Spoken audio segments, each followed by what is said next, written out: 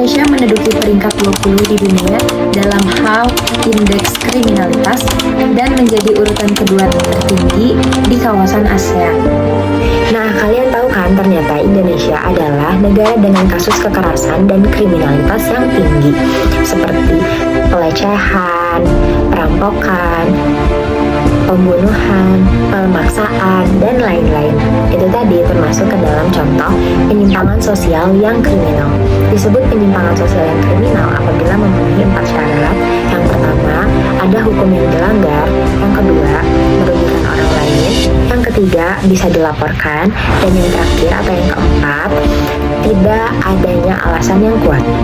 Tonton videonya sampai habis ya kalau kalian mau tahu apa saja sih sebenarnya contoh penyimpangan sosial yang kriminalitas. Bye-bye!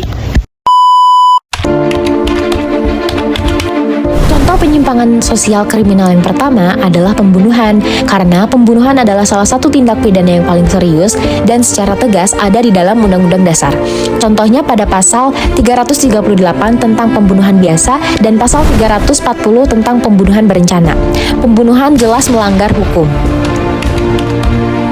Yang kedua, pemakaian narkoba. Salah satu alasan mengapa narkoba digolongkan sebagai kriminalitas adalah karena seringkali efek dari narkoba memicu tindak kejahatan yang lain. Contohnya, seseorang bisa saja membunuh tanpa alasan yang kuat.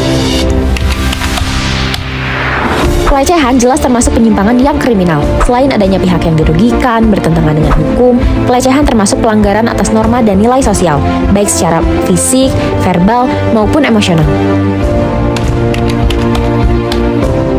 Contoh yang terakhir adalah pencurian. Pencurian jelas penyimpangan sosial yang kriminal karena adanya hukum yang dilanggar, merugikan orang lain, tidak memuat alasan yang jelas. Apapun itu alasannya, jelas pencurian bukanlah salah satu solusinya. Nah, itu tadi contoh-contoh penyimpangan sosial yang kriminal. Jika menurut kalian penting, jangan lupa di-share ya. Segitu dulu dari aku. Dadah!